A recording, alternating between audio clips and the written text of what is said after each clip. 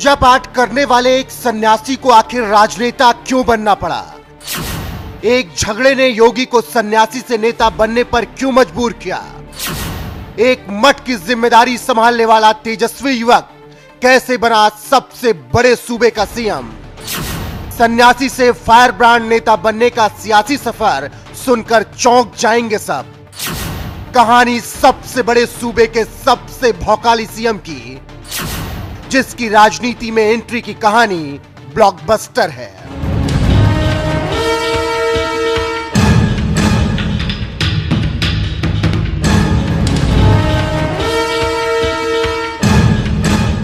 चीते जैसी चाल, बाज जैसी नजर,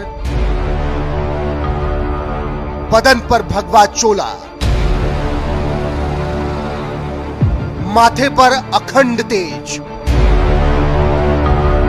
काम करने का स्टाइल एकदम सिंघम वाला, भाषण इतने तेवरदार कि सुनकर विपक्षी भी कांप जाएं। गुंडे, माफियाओं, अपराधियों और भ्रष्टाचारियों के लिए तो वो पूरे काल हैं, क्योंकि नाम है उनका योगी आदित्यनाथ।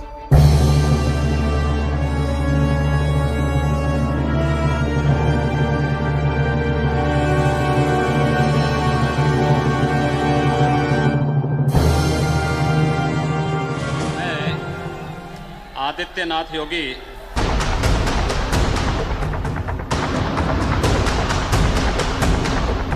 ईश्वर की शपथ लेता हूं कि मैं विधि द्वारा स्थापित भारत के संविधान के प्रति सच्ची श्रद्धा और निष्ठा रखूंगा। मैं आदित्यनाथ योगी ईश्वर की शपथ लेता हूं कि मैं विधि द्वारा स्थापित भारत के संविधान के प्रति सच्ची श्रद्धा और निष्ठा रखूंगा। मैं भारत की प्रभुता और अखंडता को अक्षुण्ण रखूंगा। मैं उत्तर प्रदेश राज्य के मुख्यमंत्री के रूप में अपने कर्तव्यों का श्रद्धा पूर्वक और शुद्ध अंतःकरण से निर्वहन करूंगा तथा मैं भय या पक्षपात, अनुराग या द्वेष के बिना सभी प्रकार के लोगों के प्रति संविधान और विधि के अनुसार न्याय करूंगा।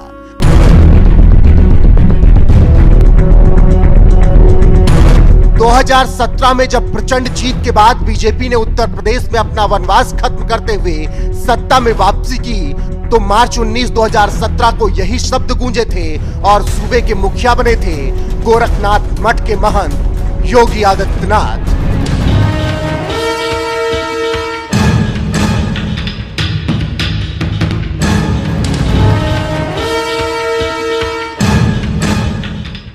इसके बाद ये आवाज 2022 में फिर से सुनाई दी थी, क्योंकि दोबारा सत्ता पर काबिज हुए थे योगी आदित्यनाथ। लेकिन यहां तक का सफर एक सन्यासी के लिए इतना आसान कभी नहीं रहा, क्योंकि सबसे बड़े राज्य के सबसे ताकतवर शख्सियत बनने के लिए योगी आदित्यनाथ ने कड़ा संघर्ष किया, तब किया तपस्या की, तब जाकर अपना भौकाल बुलंद किया। तो आज बात उत्तर प्रदेश के मुख्यमंत्री योगी आदित्यनाथ के राजनीतिक सफर की, जिसकी कहानी इतनी दिलचस्प है कि कोई फिल्म बने तो बॉक्स ऑफिस पर छप्पर फाड़ कमाई करे, क्योंकि एक ही व्यक्ति में संत भी है और सिंघम भी।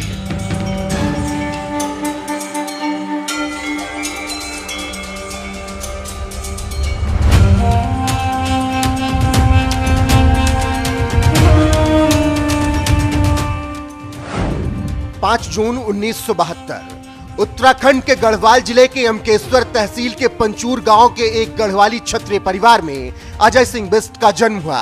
बचपन यहीं बीता, पढ़ाई हुई। उसके बाद वो 1993 में गणित में एमएससी की पढ़ाई के दौरान गुरु गोरखनाथ पर शोध करने के लिए गोरखपुर आए।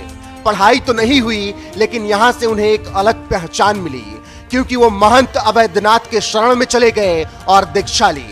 इसके बाद पूर्ण रूप से 1994 में सन्यासी बन गए। नया नाम मिला योगी आदित्यनाथ और शुरू हुआ आगे का सफर। एक गांव से आए अजय सिंह बिष्ट के योगी आदित्यनाथ बनकर मठ की जिम्मेदारी संभालने और राजनीति में उनकी एंट्री की कहानी बेहद दिलचस्प है।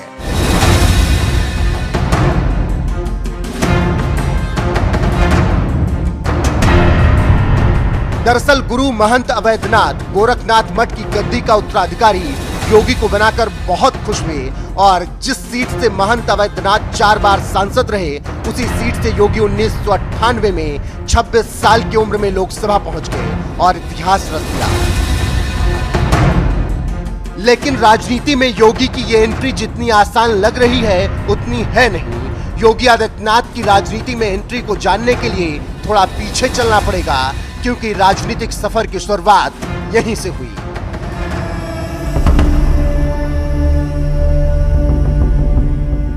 तो ये बात है लगभग 2.5 दशक पुरानी, जब योगी आदित्यनाथ को एक झगड़े ने राजनीति की तरफ खींच लिया।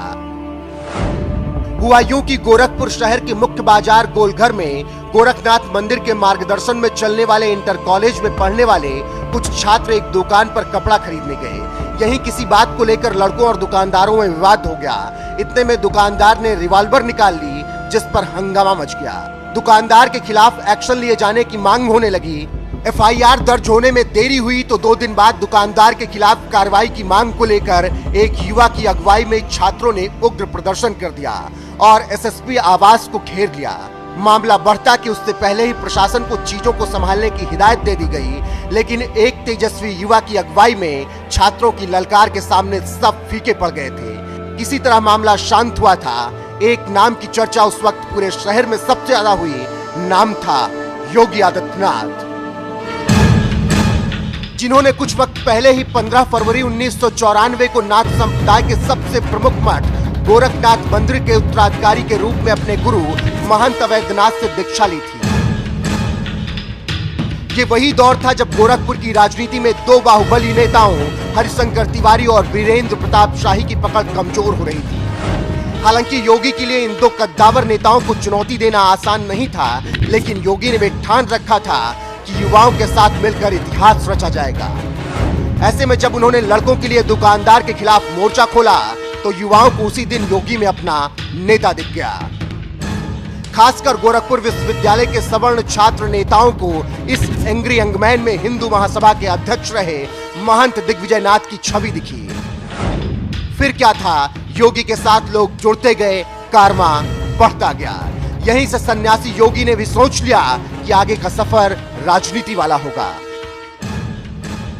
बस फिर क्या था, धीरे धीरे पूर्वांचल में योगी का डंका बजने लगा। योगी हिंदुत्व के सबसे बड़े फायर ब्रांड नेता के रूप में स्थापित हो गए, लेकिन इसके साथ ही योगी को अपने मठ की जिम्मेदारी संभालनी थी, साथ ही पावर भी बढ़ानी थी। इसीलिए जब गुरु महंत का आशीर्वाद मिला तो योगी 1998 में गोरखपुर से चुनाव लड़े और इतिहास रचते हुए सीधे दिल्ली पहुंच गए। अब महंत योगी आदित्यनाथ सांसद योगी आदित्यनाथ बन गए थे।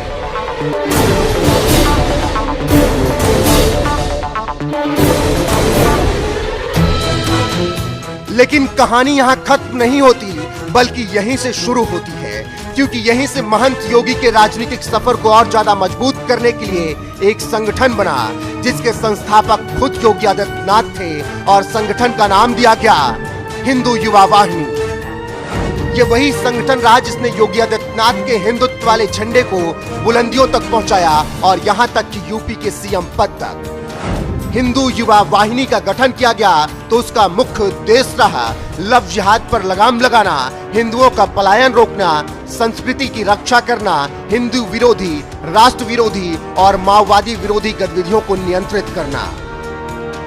योगी की अगुवाई में गोरखपुर, देवरिया, महाराजगंज, कुशीनगर, सिद्धार्थनगर से लेकर मऊ, आजमगढ़ तक जिस तरह से हिंदू युवा वाहिनी ने काम किया, उसका असर ये हुआ कि योगी आदित्यनाथ हिंदुत्व के सबसे बड़े ब्रांड एम्बेसडर बन गए। हिंदू युवा वाहिनी के कामों से गोरखपुर में योगी की जीत का अंतर बढ़ने लगा और साल 2014 आते आते वो 3 लाख से ज्यादा वोटों से विजयी होने लगे।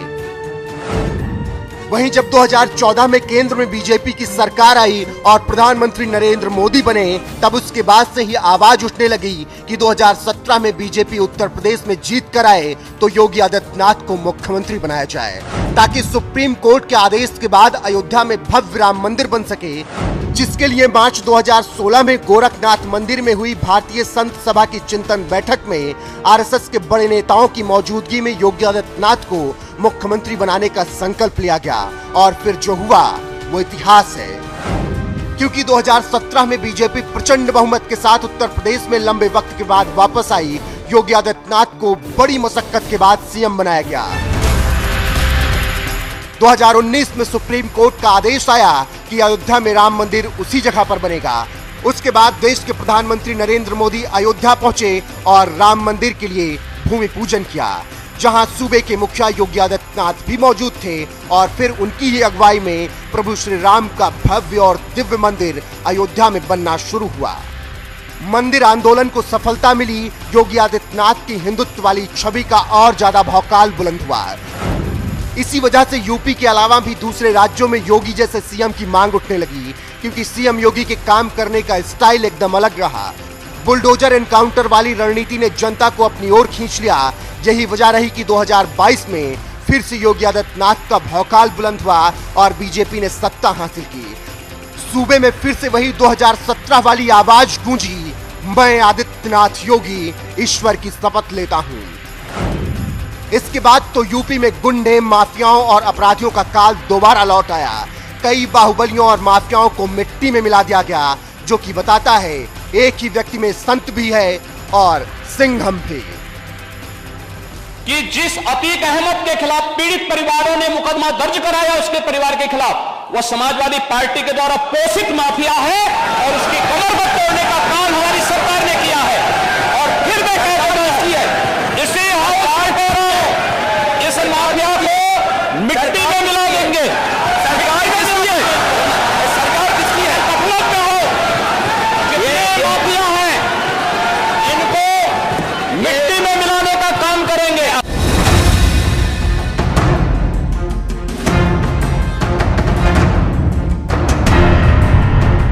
ये छवि, ये भौकाली अंदाज, ये एक मठ से 5 कालिदास तक पहुंचने का सफर, सब एकदम फायर ब्रांड रहा और इसीलिए योगी आदित्यनाथ का रुतबा कायम है। हालांकि आज भी कहा जाता है कि अगर उस दिन गोरखपुर में महंत योगी आदित्यनाथ उन छात्रों की आवाज बनकर दुकानदार के खिलाफ आवाज ना उठाते और धरना ना करते, तो शायद वो गोरखनाथ मंदिर मठ के महंत रहते, ना कि उत्तर प्रदेश के मुखिया। फिलहाल अब उनके ऊपर जनता का विश्वास लगातार बढ़ता जा रहा है। 2024 में एक बड़ी परीक्षा उन्हें पास करनी है। बाकी जनता कह रही है कि उनका अगला पड़ाव दिल्ली होगा।